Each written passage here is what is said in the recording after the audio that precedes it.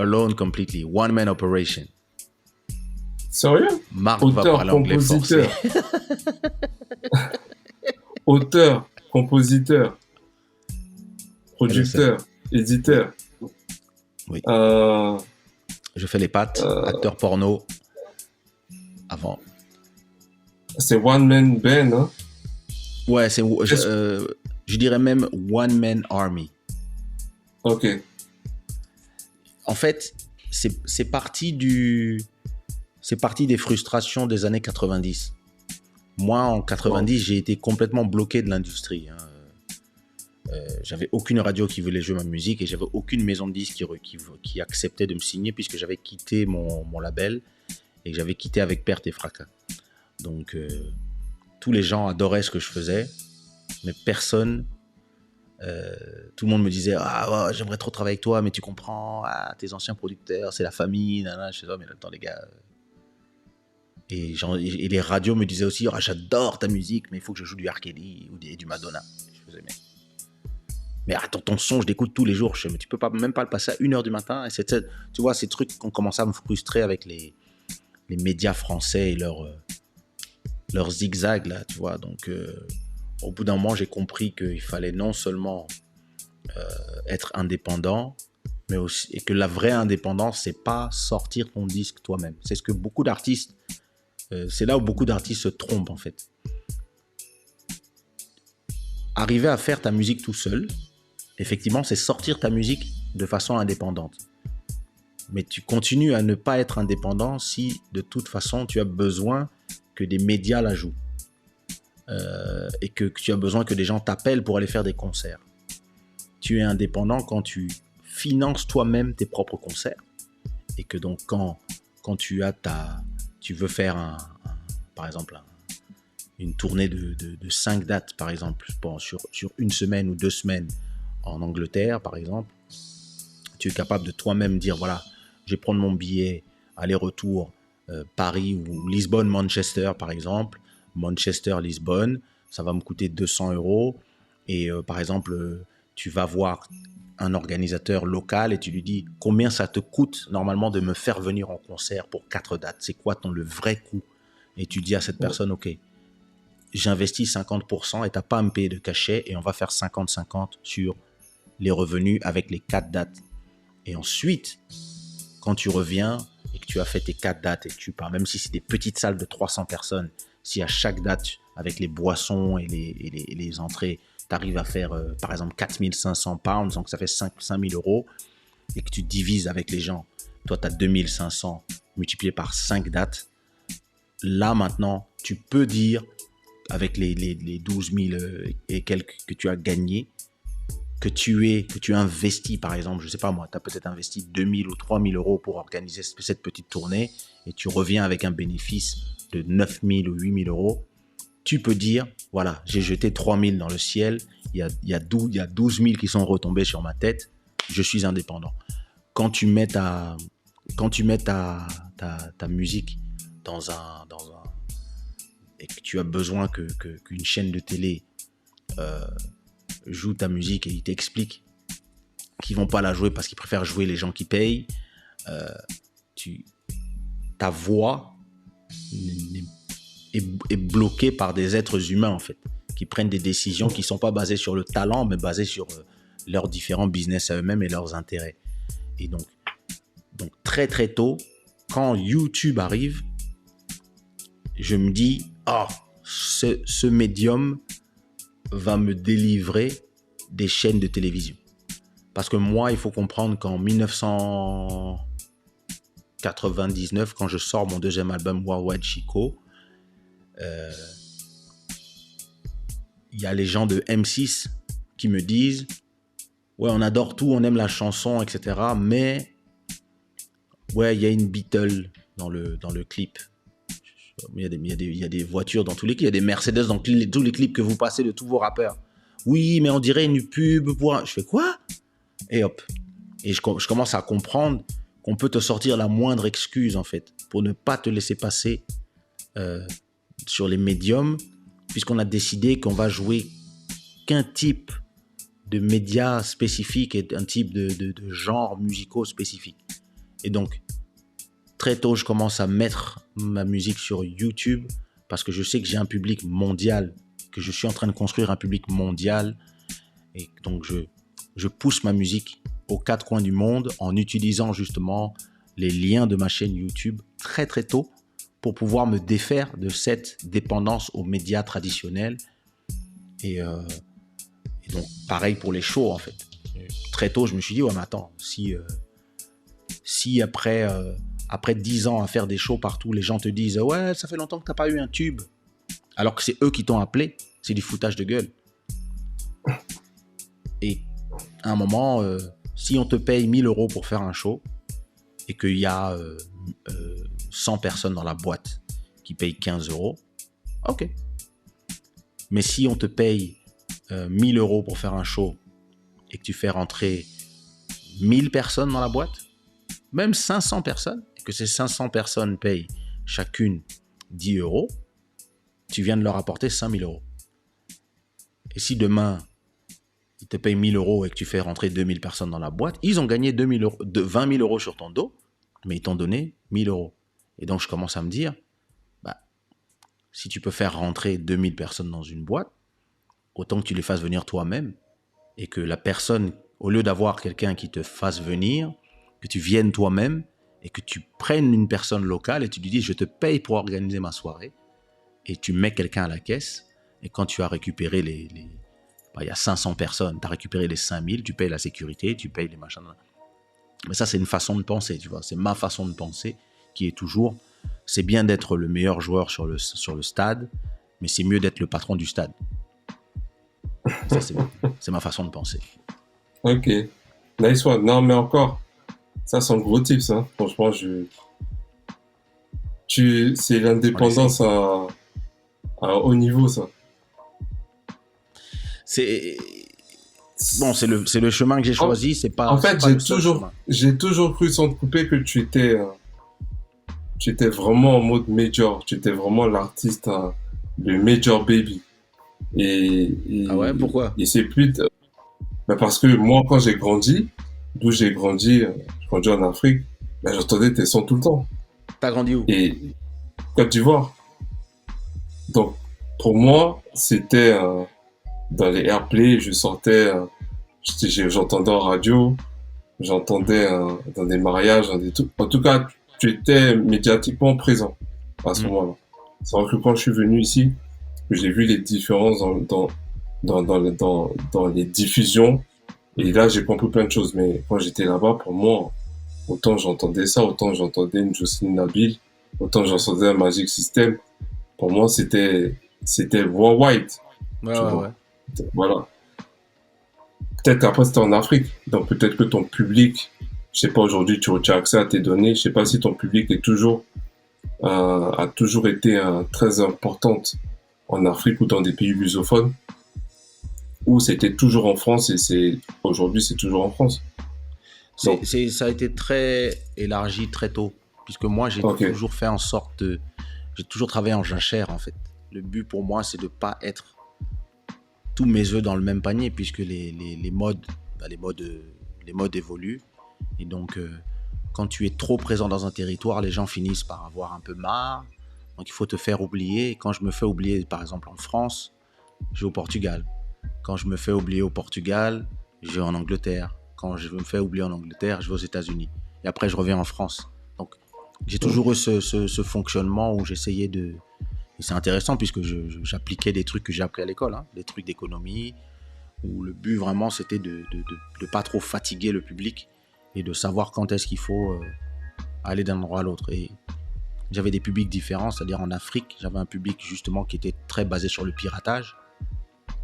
Mais l'argent que je perdais sur les ventes de disques, puisque moi j'étais indépendant dès le départ, enfin à partir du 3e album, l'argent que je perdais sur les ventes de disques en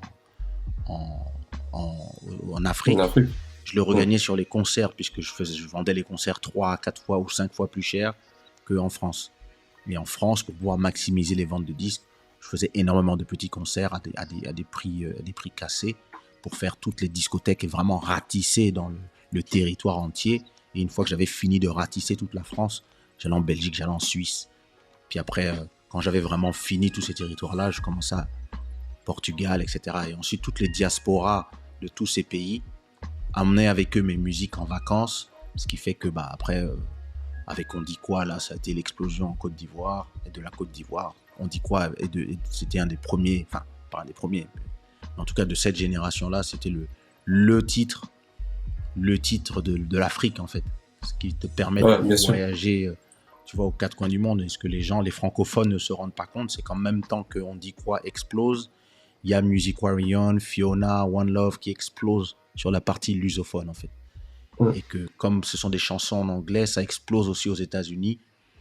J'ai toutes les diasporas francophones qui aux États-Unis ont leur discothèque, qui m'invitent, mais j'ai aussi toutes les diasporas lusophones qui m'invitent aussi, et Afrique du Sud, etc. Donc, ça fait que j'avais vraiment un terreau pour pouvoir performer qui était incroyable. D'ailleurs, DJ Gelas qui est là, c'est quelqu'un qui m'a fait venir, c'est un des premiers à me faire aller, qui m'a fait venir aux États-Unis dans une boîte qui s'appelait Matrix, je crois, à Boston. C'est un des premiers qui m'a fait venir en 2004, je crois, aux États-Unis. Je crois que c'était en 2004, ouais. Et tout de suite, pour moi, j'ai toujours vu le monde comme une espèce de série de territoires à conquérir, en fait. Ce qui a fait que, tu vois, j'ai vraiment poussé une façon complètement différente de faire la musique que j'ai essayé d'amener à travers mon label, à travers les artistes avec lesquels j'ai travaillé, en fait. Mais ma question, c'est comment toi, déjà, est-ce que tu avais déjà les datas qui te permettaient de dire tel territoire, je fais ça? Parce que vu qu'on parle de data, tes prises de décision étaient basées sur quoi? Parce qu'à partir de ton troisième, tu es en indépendant, du coup. Comment tu anticipais? Est-ce que tu avais de la data tangible sur chaque territoire? Ou tu avais du bouche à oreille ou des gens, une street team qui te disait ça marche là. Quand tu viens, tu vas faire ça. Ou est-ce que tu avais déjà des... Aujourd'hui, je sais qu'avec YouTube, tu as ça, donc tu n'as même plus à te poser des questions. Mais comment ça se faisait à ce moment-là, vu YouTube était en 2005 et on n'avait pas encore accès aux algos, aux analytiques. J'ai eu les données YouTube en 2005 et avant ça, j'avais les données iTunes. Okay. J'avais les données iTunes, mais seulement où iTunes était disponible. Donc, comme j'étais propriétaire de tous mes masters à partir de tous les masters que j'ai produits à partir de 2003 avant de racheter les autres, j'utilisais les données, je regardais vraiment les données iTunes avec grand intérêt, puisque je regardais où se vendaient les titres. Mais à nouveau, il y avait toute une partie du monde qui était la partie Afrique, qui était complètement occultée, puisque ces endroits n'avaient pas encore accès à iTunes. Donc petit à petit... Comment ta stratégie ça dépendait des endroits, en fait. Les endroits où j'avais les données, c'est des endroits où je savais qu'est-ce qui marchait et où.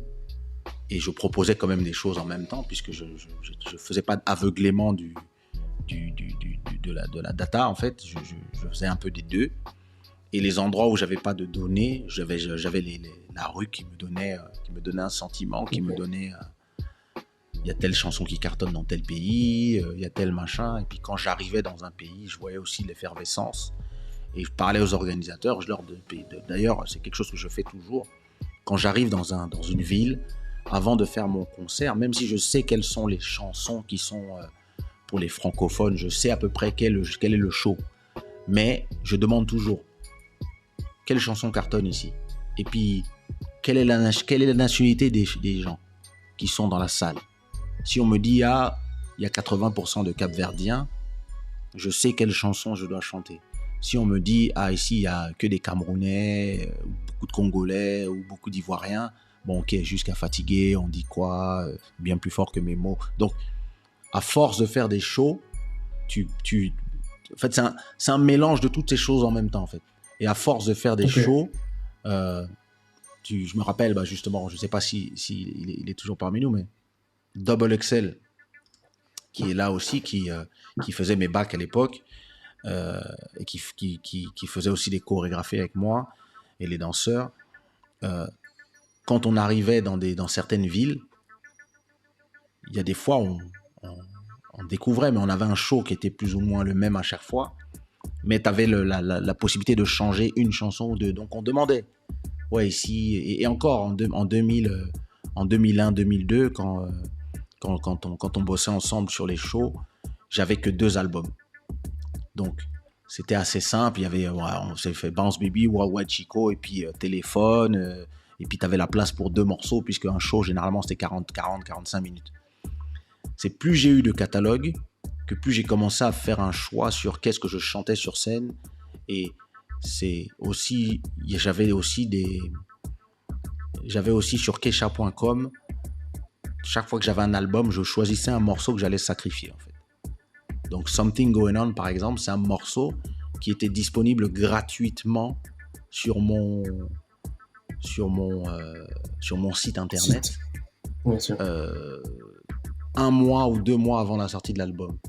Ce qui fait que quand l'album sort, on a déjà un morceau qui cartonne et les gens ils pensent que c'est le gros morceau, mais derrière on a One Love qui leur met un uppercut, tu vois. Donc j'avais ce genre de stratégie quand je sortais ma musique, et puis c'était plus vraiment basé sur le gut feeling que sur les données. Les données n'ont jamais pour moi été quelque chose qui ont influencé mes prises de décision. Les données, c'est plus quelque chose que je regarde après, en fait. Une fois que j'ai sorti, les données ont tendance à me donner raison à mes intuitions, plutôt que ah ok, les données disent ça, on va faire la musique comme ça. Parce qu'en tant qu'artiste, je suis libre aussi. Je suis libre de mon propre business. C'est-à-dire, je sais qu'est-ce qui fonctionne, je sais ce que les auditeurs aiment, et je sais ce que moi j'ai envie de donner aussi. Donc j'essaie de trouver le bon équilibre entre le commerce, l'art et le juste milieu, et parfois même les extrêmes, c'est-à-dire parfois de faire des trucs extrêmement commerciaux en voyant si ça prend, et aussi de faire des trucs extrêmement artistiques. Par exemple, On dit quoi n'est pas du tout un morceau commercial au moment où je le sors, parce que le morceau dure 7 minutes, alors que les radios veulent du 3 minutes 20 à l'époque. Le coupé décalé n'existe pas encore, c'est-à-dire que c'est juste avant que ça explose le coupé décalé. On est plus à l'époque en Côte d'Ivoire, on est plus dans le mapuka, dans le zouglou, et dans le ndombolo est encore son hégémonie, et c'est un morceau de rap. Les gens aiment bien dire coupé décalé. Non, c'est un morceau de rap à la base. C'est un morceau de rap. Les sons sont des sons de rap que j'utilise pour faire quand j'ai programmé, mais les influences sont les guitares congolaises, le langage Nushi et le mapuka. Moi, je rentrais mes parents vivaient en Côte d'Ivoire à l'époque. Et d'ailleurs, moi-même, j'avais la nationalité de Côte d'Ivoire à l'époque. Et donc, j'allais très souvent en Côte d'Ivoire voir mes parents. Et donc, un jour, je suis à la maison, je suis à Cocody, et puis j'entends et puis je vois des femmes qui font du twerk sur des bouteilles de Fanta. Je fais what the fuck is going on?